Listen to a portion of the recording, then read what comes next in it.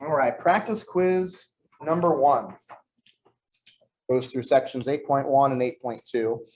Number 1, I know it's on my screen here. It's not on your iPads. So our iPads could be shut right now because there's really no purpose for them to be open other than just wasting battery.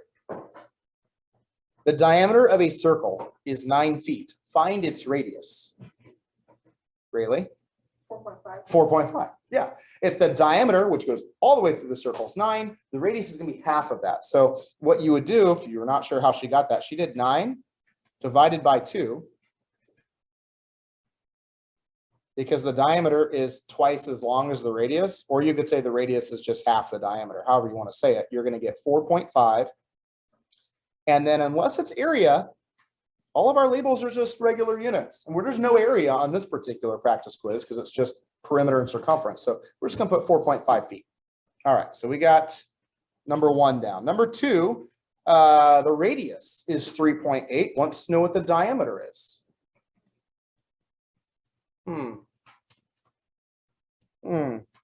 Wants to know that. Andrea, if the radius is 3.8, how do I find the diameter? That's exactly what I do. Since the radius is half as long as the diameter, I just double it, and that's going to give me what?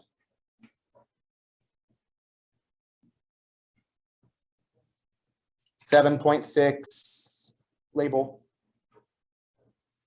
Oh, just feet. Yeah, area is square feet, but just feet, radius, or radius, diameter, circumference, those are all just regular units. So 7.6 feet, and that's because it's just a distance, right? Just how long. If I ask you how long something is, it's just regular feet. All right, ready for number 3 then. How are we doing so far? Got it written down? You guys had a lot of homework this week, or last week, so I'm hoping this week not so much. Hoping we get a lot done in class, right? Number 3 says find the circumference of this circle, round it to nearest hundredth. So our circumference formula, which I've written before, is C equals pi times diameter. It's one of my favorite formulas to use because it's so easy to use. 3.14 times diameter, except Parker is the 3 inches here, our diameter. It's the radius. What would our diameter be? 6. Aha. So if the diameter is 6, then I have to do pi times 6. Parker, what's 3.14 times 6? 18.84, and we're going to label that just in inches. There we go. But I have my work. It may be an easy formula to use, but I need to know what you times to the pi. It was 6 times pi. Bless you. Number 4. Number 4 is a semicircle. Everyone get number 3? Okay. Number 4 is a semicircle, and I'm finding the perimeter of it. Now, interesting thing happens when you take a circle, which has one side, and you chop it in half. It doubles the number of sides on it. So now there are 2 sides. Now, because it's a semicircle, I'm going to use half of my circumference formula. So half of pi times diameter. And Maddie again says, what's the diameter of that? 9. Yeah, it's given to us. The whole length there is 9. So Maddie, go ahead and tell me what half of pi times 9 is. You can do it all together. You can do pi 9 divided by 2, however you want to.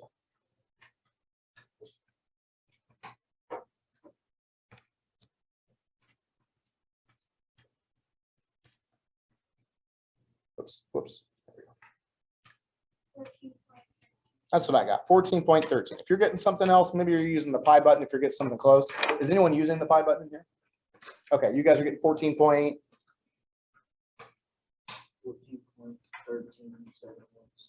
So actually, you would round it to 14.14 then, wouldn't you? Okay, and I'll take that, by the way. If you're using the pi button, as long as you're rounding to what it says to, you're fine. I'll accept both answers because I got both of them written down on my answer sheet. Now, that's not the answer for number 4, though. Maddie has given us a good chunk of it, but she's given us this distance here, which is halfway around the circle. What's missing? Well, yeah, it's a semicircle, though. What are we missing from the semicircle? Natalie? Then, yeah, the other side. Remember we said there was 2 sides? And so this is where everyone forgets to do on a semicircle. So if you were getting this part wrong on your 8.1 one homework, you're like, why does it say it's wrong? You're probably just forgetting to add on the second side, which is 9. And so we just add 9 to that. And that's going to give us 23.13 meters. It's going to add 9, just add 10 and take 1 away. 23.13. Don't forget to add that other side on when you do a semicircle. All right, let's move on to number 5. Number 5 is not there. I must have erased it because I don't like it. So skip 5 and put 6 down. You can erase if you, sorry for you pre-numberers out there that already had 5 written down. Change it to a 6 or just leave it blank. I don't care. Number 6 is our next one. Number 6 says, this figure is made up of a semicircle and a triangle. I think we could have figured that out. Find the perimeter. So I'm not going to ask you what shapes you see. They already told you what shapes are. I'm going to ask you how many sides you see. This is perimeter. I'm going distance around it. Frank, how many sides you see? 3 sides. There's 2 straight edge sides, which are given to us. Gotta love that. 2/3 of the problem's already done because I gave you the sides already. And then there's the curved semicircular side. And of course, it's going to use the circumference formula, divide by 2, or half of pi times diameter. Diameter. Diameter is what I need when I'm doing circumference. Is 25 the diameter? Yes, it goes all the way from one side through the circle. Remember, radius only goes halfway through. So I want to use that 25. Maddie Cheeseman, can you tell me what half times pi times 25 is?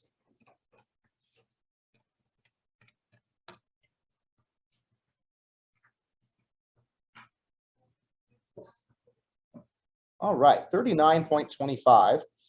And so she just told me the 3rd side that we were missing. The curved semicircular part. And yes, she divided by 2 because I already had a half in there. So she's done that.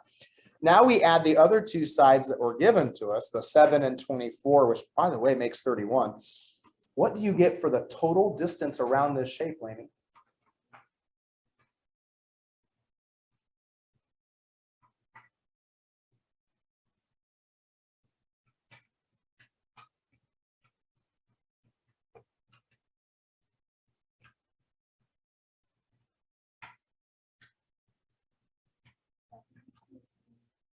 That's right, 70.25. And my label feet or feet squared? Oh, just feet. It's not area. Area uses square units. Everything else is regular. And since perimeter is regular, it's just a distance.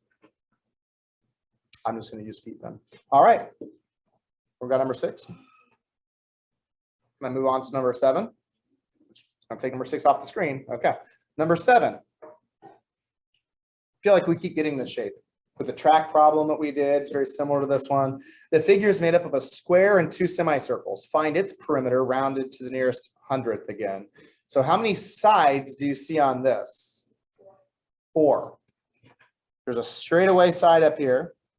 Straightaway side up here. Now, how long is that other straightaway side on the bottom? 12. How do you know it's 12? It's a square. So actually, they're all 12. So 12 plus 12. But remember, I don't want to use the dotted lines. They're not sides of my shape. Those dotted lines are giving me the radius or diameter. Diameter goes all the way through. Those dotted lines are the diameter, and that's exactly what I want when I'm finding the circumference, which uses pi times diameter. Now I got a semicircle on this side. I got a semicircle on that side. What's 2 semicircles make? 1 full circle. So I'm going to add a full circumference formula with no dividing by 2. Oh, I should have erased the D and put 12 because the diameter is 12.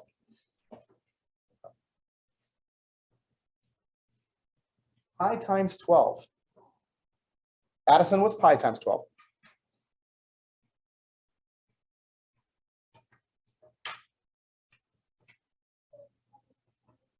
$37.68. Okay. And then we're going to add that onto the other 2 straightaway sides, which 12 and 12 makes 24. Addison, can you just add 24 onto that, please? All right, 61, 68. So I didn't do a good job of color coding this, but the 37.68 she gave us was the two curved edges. The 24, of course, the two straightaway said size. What'd you say that was again? 61.68. Awesome. Nearest hundredth, that means 2 decimal places. We have 2 decimal places, and then we're going to put just inches. For those of you using the pi button, you'll notice that the bigger the number you're timesing to the pi, the more it throws off your answer from our answer. Your answer is actually more accurate. So if you got something like 61.74 or something like that, like that's still fine. I'll still take that. Okay. All right, number 8. Yikes. I don't think we're going to have time for it before the bell rings. You guys, can you hold on to this for one more day? Okay. So we'll finish this up tomorrow, 8, 9, and 10, and then we'll start our second practice quiz. And we should have no problem getting that one all the way done. And then you can hand in both. Wouldn't that be nice? Yeah. To hand in your homework and have it done. Yeah. Wouldn't that be nice? All right. See you guys tomorrow.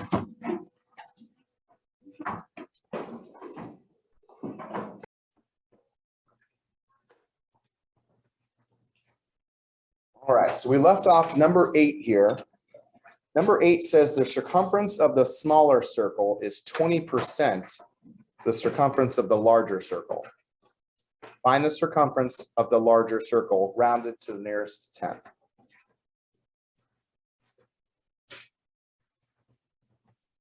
The circumference of the smaller circle is 20% of the circumference of the larger circle. This is going to combine what we did last chapter with what we're currently doing in this chapter. So when it says the circumference of the smaller circle, do I know what that is? I don't currently. Can I find it? Yeah. In order to find circumference, I have to do pi times diameter. Do we know what the diameter of the smaller circle is? 6. So pi times 6 is what? Frank? 18.84. All right. This problem doesn't want the circumference of the small circle, it wants the circumference of the larger circle, which we could guess what the diameter of the larger circle is, but there's no way for being 100% sure. So what we're going to use is the rest of this information. It says the circumference of the smaller circle, which we now know is 18.84, is, what's is mean? Equals 20%, what's that as a decimal? 0.20 or 0.2 of, what's that mean? Times the circumference of the larger circle, which is unknown. And so for things that are unknown, I usually write a variable. They were both actually unknowns, but we were able to find one of the unknowns when we found 18.84 to be the circumference of our small circle. So I'm going to use C, and that C is just going to represent circumference of the big circle. Now, how would I solve this equation to get C all by itself, Natalie? That's right. Whatever is being multiplied to your variable, you undo that just by dividing by that same number. And so, Natalie, what is 18.84 divided by 0.2? 94.25. And it says rounded to the nearest tenth. So is that going to make it 94.2 or 94.3? 0.3. Yeah, so we'll go ahead and I'll drop that off. We'll put 94.3. This is a circumference problem. All of our perimeter and circumference problems are just going to be in regular inches. In fact, we don't use square units unless we're specifically doing area. Everything else is regular units.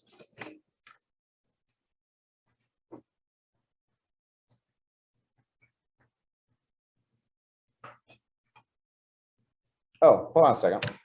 Use the pi button, didn't you? Okay. So if you got an answer of 94.2 inches, I would also accept that. 94.2 is what you get if you just use 18.84 divided by 0.2. If you use the pi version, pi button version of 18.84 divided by 0.2, you'll get 94.3. So both answers would be accepted. That's why it's important for you guys to show your work so I know which way you're choosing. All right, so if you're using the pi button, I should see all that work be consistent with that. That's good. All right, let's move on to number 9. Number 9 says the circumference of a roll of party streamers is 11 inches. The circumference decreases. Sorry, that's really tiny. I'm trying to read this. The circumference decreases by 3 inches after you use the streamers to decorate for a birthday party. Find the diameter of the roll after the decrease. So if the circumference is 11 inches and it decreases by 3, what's that make the new circumference? 8. Okay, so their circumference is 8. But it's not that easy because it doesn't want to know what the circumference is. It wants to know what the diameter is. So 99% of the time, when we use our circumference formula, we're always plugging in for diameter to find circumference. Now we're going to take the circumference, which is 8. We're going to plug it in and find the diameter, which means we're going to have to work backwards. And what would the inverse of multiplying by pi be? Dividing by pi, exactly. So I'm just going to divide both sides to get the diameter by itself by 3.14, which is of course what this pi symbol represents. Parker, what's 8 divided by 3.14? 2.54. All right, and it wants it rounded to the nearest hundredth, and yeah. So if you're dividing by 8 by 3.14, you're going to get 2.5. Oh, whoa. You sure you rounded it correctly?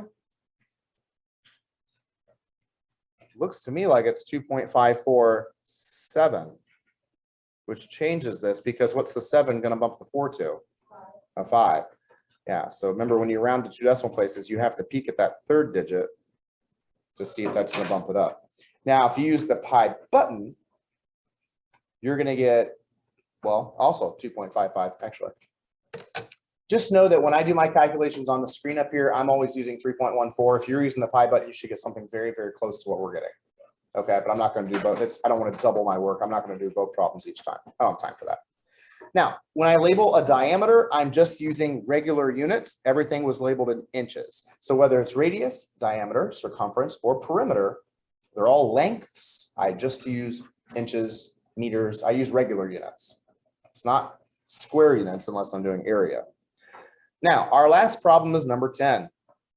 Number 10 says a hotel swimming pool is made up of 4 semicircles and a square. Find the perimeter of the swimming pool rounded to the nearest 10th. Now, the square actually does not make any difference to our problem whatsoever. I'm not going to find the area of the square because this is perimeter. So I don't need to know what shapes are inside. I just need to know the distance around it. The square is helpful, however, because it being a square means that all these semicircles are the same size because they all have that same 10 yards from one side to the other side because of the square. Is the 10 yards the radius or diameter? Diameter, because it goes from one side to the other.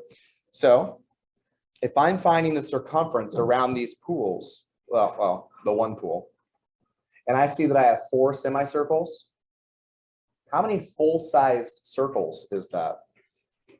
2. 4 halves makes 2 full circles. So I'm going to use my circumference formula, and then I'm going to double that to get 2 full circles. And what did you tell me I should plug in for D? The diameter here is 10 yards. So 2 times pi times 10. Now what's 2 times 10? 20. So I really just need to do 20 times pi. Thomas, what's 20 times pi?